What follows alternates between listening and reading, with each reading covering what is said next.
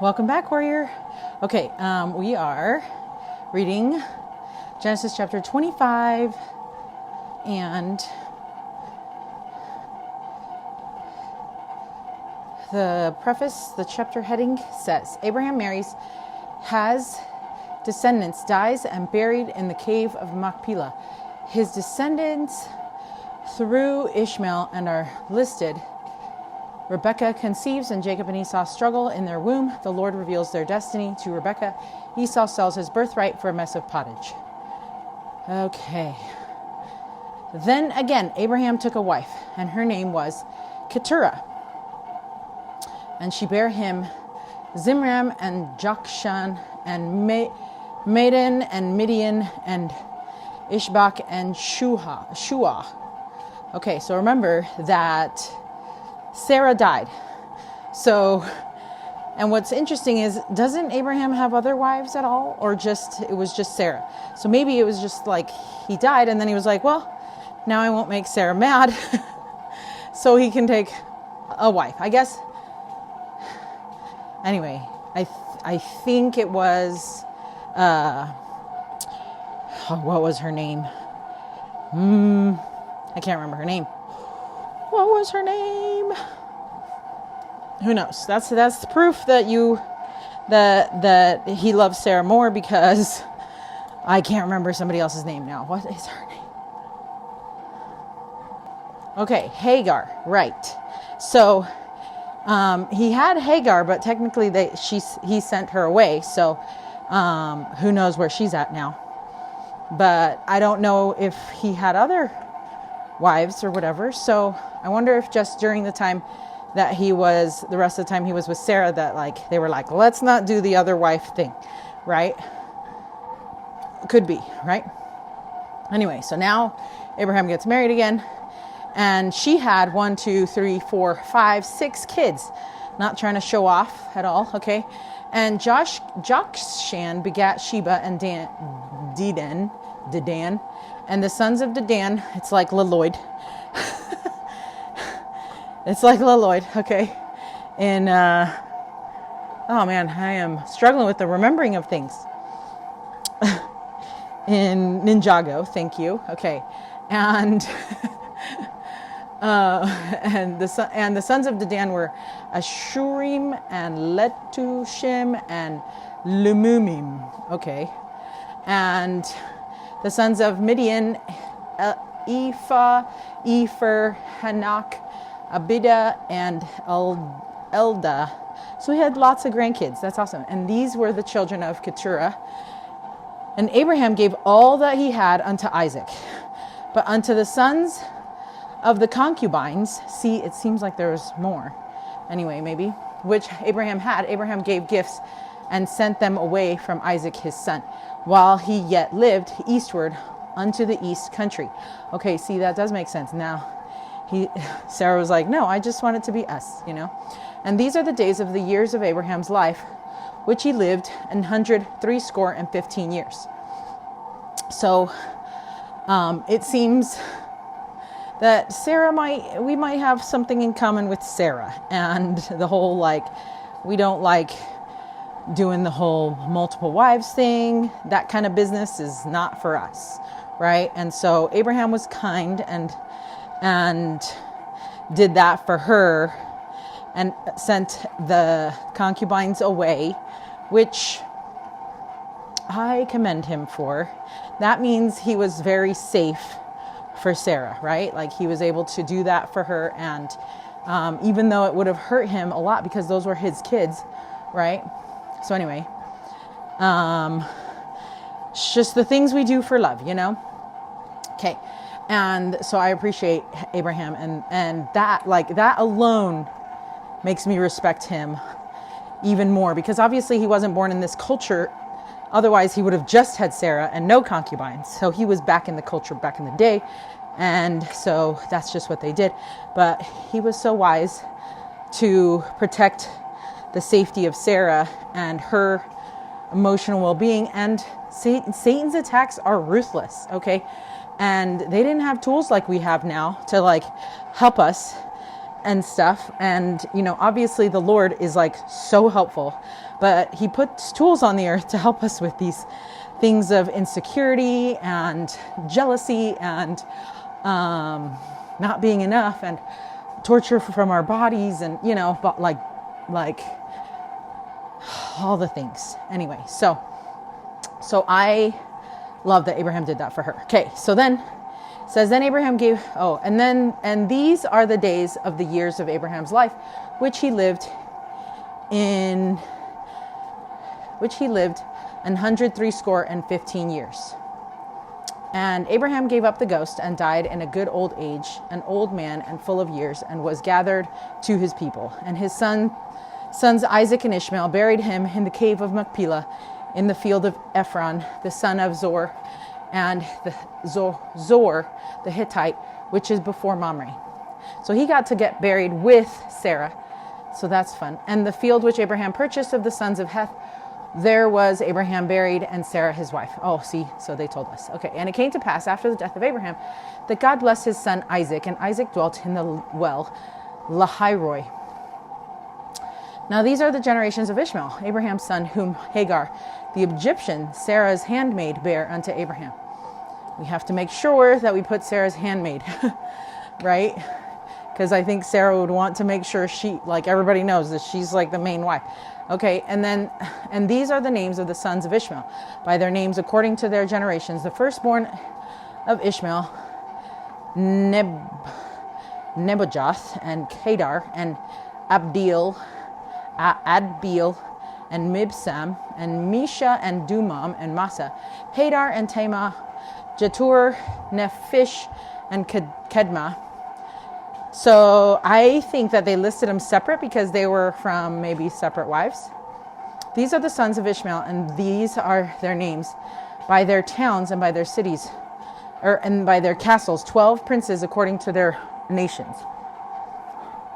And these are the years of life of Ishmael, 137 years, and he gave up the ghost and died, and was gathered unto his people. And they dwelt from Havilah unto Shur, that is before Egypt, as thou goest toward Assyria. And he did in the presence of all his brethren. And these are the generations of Isaac, Abraham's son. Abraham begat Isaac, and Isaac was 40 years old when he took Rebekah to wife, the daughter of Bethuel, the Syrian, and Padanaram,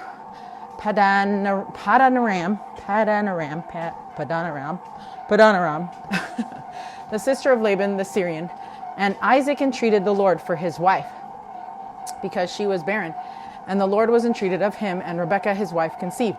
Okay, so a lot of infertility struggles going through the years there. Let's see. So it's very relatable, right? And the children struggled together within her, and she said, if it be so, why am I thus? And she went to inquire of the Lord. Yeah, right? She was probably like, what is going on in there, I have never been pregnant with twins, so I have no idea, but I have been pregnant with one at a time, and it is crazy, and it's giant, like we're just giant, right? So twins would be like double the chaos in there.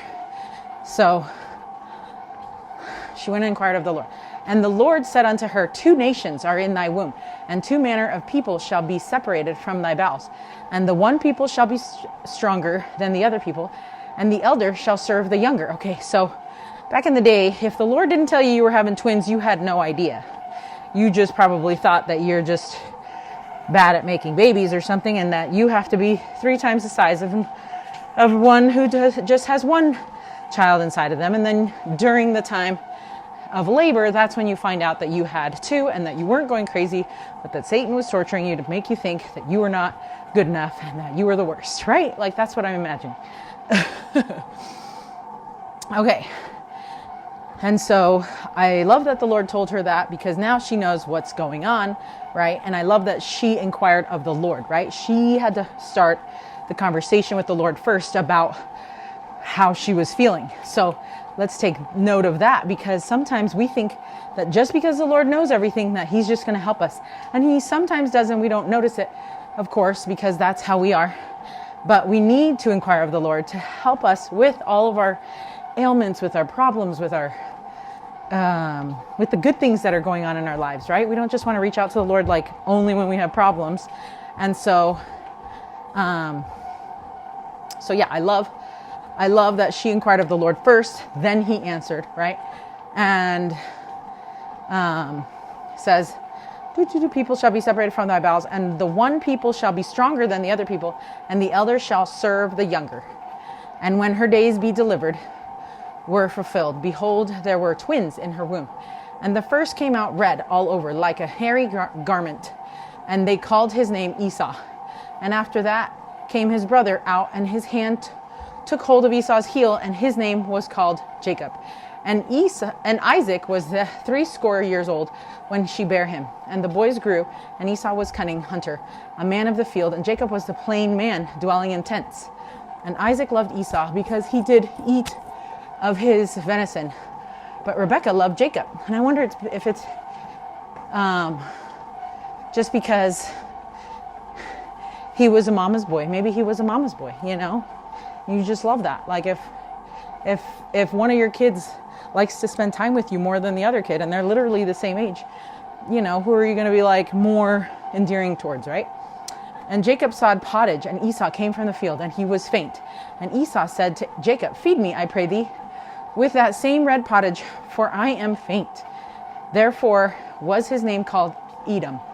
And Jacob said, sell me this day thy birthright. And Esau said, behold, I am at the point to die, and what profit shall this birthright do to me? And Jacob said, swear to me this day. And he sware unto him. And he sold his birthright unto Jacob. Then Jacob gave Esau bread and pottage of lentils, and he did eat and drink, and rose up and went his way. Thus Esau despised his birthright. Okay, I need to get the read it, live it real quick. Hold on. But there's a couple quotes we want, or a couple things we want to remember. Is Rebekah's revelation. Okay, the story then turns back to Isaac and Rebekah, where we learn that Rebekah was not able to have children for 20 years, like her mother-in-law Sarah. Rebekah was promised to become the mother of thousands of millions. But she went through the years, barrenness, and a heart-wrenching trial for any woman who have mother hearts, right? Isaac entreated the Lord for his wife, and so Rebekah then conceived. She had a difficult pregnancy, obviously, and then Rebekah shows her ability to hear and distinguish the voice of the Lord, for she asked him what was happening within her, and she heard her answer, or his answer. So 2 nations, right? And so she also understood that the second-born twin would become stronger, which will seem opposite as the children grow. Esau will seem stronger than Jacob, but Jacob's strength will be inward. And don't we love the inward strength of men? Yes. Okay. There's a quote from President Dallin H. Oaks. He says, the contrast between the spiritual and the temporal is also illustrated by the twins, Esau and Jacob, and their different attitudes toward their birthright. The firstborn, Esau, despised his birthright. Jacob, the second twin, desired it. Jacob valued the spiritual, while Esau sought the things of this world. When he was hungry, Esau sold his birthright for a mess of pottage. Behold, he explained, I am at the point to die, and what profit shall this birthright do to me? Many Esau's have given up something of eternal value in order to satisfy a momentary hunger for the things of the world. End quote. President Dallin H. Oaks, Spirituality, October 1985, General Conference. So true, right? And then President Russell M. Nelson says this. He says, we are also children of the covenant. We have received, as did they of old, the holy priesthood and the everlasting gospel. Abraham, Isaac, and Jacob are our ancestors. We are of Israel. We have the right to receive the gospel blessings of the blessings of the priesthood and eternal life. Nations of the earth will be blessed by our efforts and by the labors of our posterity. End quote. President Russell M. Nelson, Children of the Covenant, April 1995 General Conference. Okay, that was when I was 15. Okay. All right. So now we are done with chapter 25. Hold on a second. Okay, so it seems that we don't have a read it, live it Genesis 25 only, but it's combined with 26. So we will read it at the other one, okay? So until Genesis chapter 26, stay strong, warrior. Okay, really quick. I was reading again Genesis 25, verse 5 and 6. Verses 5 and 6, and it says Abraham gave all that he had unto Isaac, right? But then the sons of the concubines which Abraham had, Abraham gave gifts and sent them away. I was thinking that, and he says that he sent them away from Isaac his son while he yet lived, eastward unto the east country. Now I can't remember if that was, he's also thinking of Hagar, because he sent her away. And he's talking about that time back then. So I don't know for sure if he sent all the concubines away at that time, or if it was after he died, or after, like when he was when after Sarah died and he gave all the things to Isaac, if that's like when he was like, okay, we're just going to give everybody some inheritance and then I'll leave, right? Kind of thing. And then I'll die. And so I guess I don't know for sure. Obviously I'm not there, but I would hope that it was prior, but it seems like he had to have had the concubines around even when Sarah was there, because he's talking about sending them away now. So anyway, I don't know like how it all works out. I will definitely want to have a conversation with her. In fact, I want to have a conversation with all women who have had their husbands shared, who have had to share their husbands. That is what I would want to know. All my questions will be answered in that due time. So anyway, that's what I wanted to know. And so I didn't want to confuse you because obviously I'm not like a scholar here, but I've just gone through things that apply differently, or that I apply differently in my life based on my experiences, which I think that's what makes scriptures and things so special to each individual person, because they can mean different things for each person. Anyway, hopefully I'm not messing you up. Okay, bye.